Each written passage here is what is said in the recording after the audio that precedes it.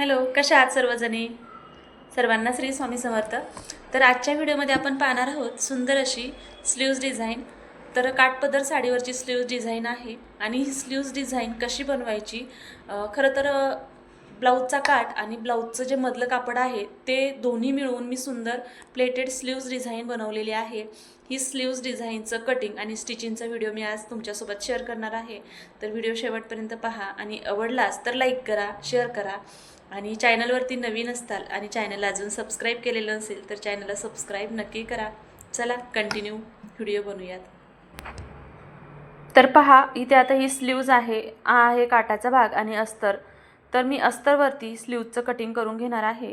तर आता स्लीव्जचं कटिंग करताना मी दोन्ही स्लीव्ज सोबत कटिंग करणार आहे, त्यामुळे मी दोन्ही स्लीव्ज सोबत घेतलेल्या आहेत. व्यवस्थित स्लीव्ज ठेवून घ्यायच्या आहे आणि व्यवस्थित सेट करायच्या आहेत.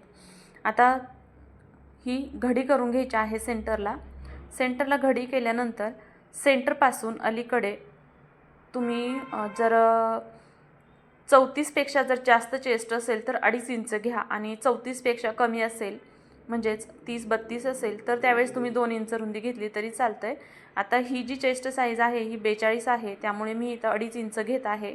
म्हणजे 34च्या पुढे असेल तर तुम्ही 2.5 इंच घ्या, म्हणजे दंडघेरानुसार स्लीव्जचं पफसुद्धा वाढतो. म्हणून कमी साईज चेस्ट असेल तर 2 इंच घ्या. आता वरच्या बाजूने 2.5 घेतलं आहे आणि खालच्या बाजूने तुम्ही जेवढी स्लीव्जची लेंथ आहे त्या पद्धतीने घेऊ शकता. मी इथे 3.5 इंच घेतलेलं आहे. तर अशा पद्धतीने मार्किंग केल्यानंतर इथे सरळ मार्किंग होतं हे आणि सरळ मार्किंग झाल्यामुळे इथे थोडा सरळ कटिंग येणार, तर हे व्यवस्थित वाटणार नाही, म्हणून थोडंसं गोल आकार देऊन घ्यायचा आहे आणि आहे असं कटिंग करून घ्यायचं आहे. तर मधलं जे कापड निघालेलं आहे ते जपून ठेवायचं आहे, कारण त्याचा आपल्याला शिलाई करताना उपयोग होणार आहे. आता दोन्ही स्लीव्ज मी वेगळ्या करून घेते. स्लीव्ज वेगळ्या करून मार्किंग केलं की फ्रंट आर्महोल आणि बॅक आर्महोल शिलाई करताना गोंधळ उडत नाही. म्हणून माझी ही शिलाई करतानाची पद्धतच आहे की मी सुईच्या बाजूने मार्किंग करते, म्हणजे स्लीव्ज उलटी सुलटी होत नाही. तर तुम्हाला जर हा पूर्ण व्हिडिओ हवा असेल, स्लीव्ज शिवताना काही प्रॉब्लेम येत असतील तर स्लीव्जचं मार्किंग कसं करायचं हे तुम्हाला पूर्ण डिटेल्समध्ये हवं असेल तर कमेंट करून सांगा, तो व्हिडिओ मी तुमच्यासाठी घेऊन येईल. तर आता मी इथे स्लीव्जचं सुईच्या बाजूने अस्तरचं कापड ठेवलेलं आहे आणि खालच्या बाजूने इथे पहा अगदी 1/4 इंचापेक्षाही कमी मार्जिन घेऊन शिलाई मारत आहे. तर हे अशा पद्धतीने अगदी फिनिशिंगसह पूर्ण स्लीव्जला शिलाई मारून घ्यायची आहे. आता रेग्युलर आपण ही स्लीव्ज पलटून घेतो, पण इथे पलटून नाही घ्यायची.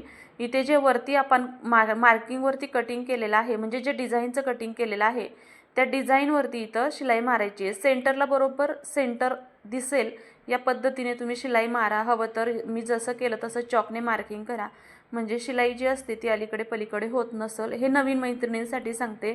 जुन्या असतील त्यांना बरोबर शिलाईचा अंदाज आलेला असतो, त्यामुळे त्या बरोबर मशीन किंवा सुई कुठे ओळायची ते कळतं. पण नवीन जर असाल तर तुम्ही जिथं सेंटर आहे तिथे चॉकने मार्क करून घ्या आणि मग शिलाई मारून घ्या. आता शिलाई मारून गेल्यानंतर ही स्लीव्ज या पद्धतीने पलटून घ्यायची आहे. आता खाली दंडघेराच्या बाजूकडून अगोदर शिलाई न मारता जिथे तुम्ही आकार दिलेला आहे स्लीव्जला तिथे शिलाई मारून घ्या.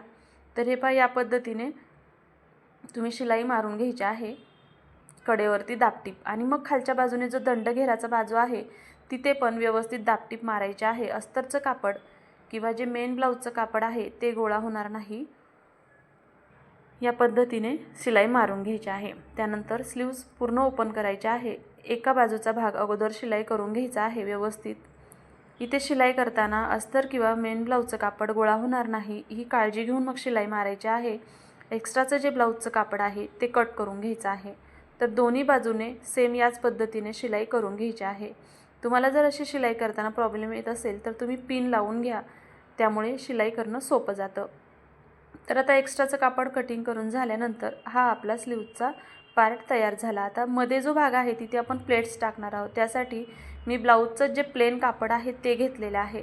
आता इथे चेस्ट साईज मोठी आणि ब्लाऊज पीस थोडा कमी होता, म्हणून हे कापड थोडंसं तिरकस वगैरे दिसतं. पण तुम्हाला जेवढ्या प्लेट बनवायच्या आहेत त्यापेक्षा थोडंसं एक्स्ट्राचं कापड घ्यायचं आहे.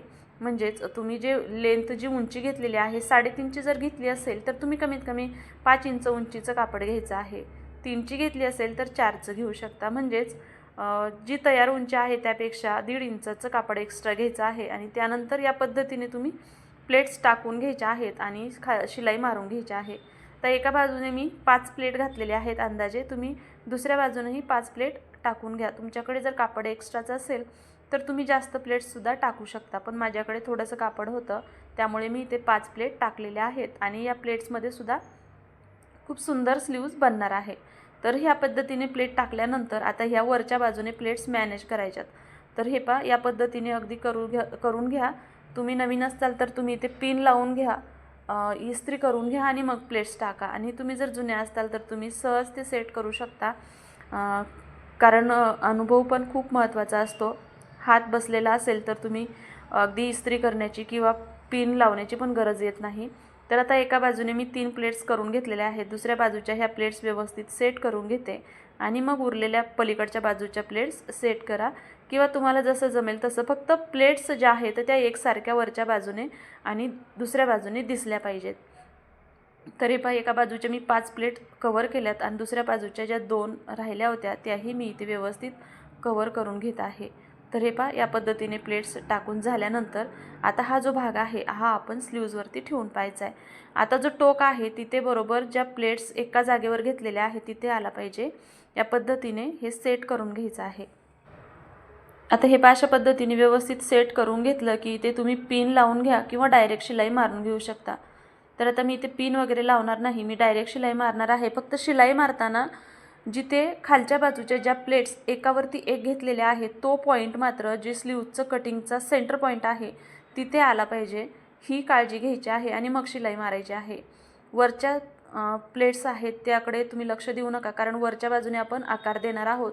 फक्त ज्या खालच्या बाजूच्या एकसारख्या प्लेट्स एकावर एक ठेवलेल्या आहेत तो पॉईंट मात्र सेंटरला आला पाहिजे। आता जे मधी कटिंग केलेला पॅटर्न होता तो ठेवून मार्किंग करून घ्यायचं आहे। साईडला 1/4 इंच सोडायचं आहे, कारण आपण स्लीव्ज दुमडलेले असते तिथे ते कापड जातं। तर इथे पहा, इथे वरच्या बाजूने एक प्लेट्स बसते तर तीही व्यवस्थित करून घेत आहे आणि जे मार्किंग केलेलं आहे त्या मार्किंगवरती शिलाई करून घ्यायची आहे आणि एक्स्ट्राचं जे कापड आहे ते कट करायचं आहे। ते या पद्धतीने पहा, हे जे मेन कापड आहे ते ठेवून घ्यायचं आहे म्हणजे स्लीव्जचा आकार चेंज होत नाही। तर या पद्धतीने स्लीव्जचं पॅटर्न तयार झालेलं आहे। तर आता डबल शिलाई मारून घ्यायची आहे इथं, म्हणजे रब करून घ्यायचं आहे। आता हे झाल्यानंतर इथे आपण अजून स्लीव्जला व्यवस्थित छान लुक यावं म्हणून ब्लाऊजला मॅचिंग अशीच मी इथे लेस घेतलेली आहे।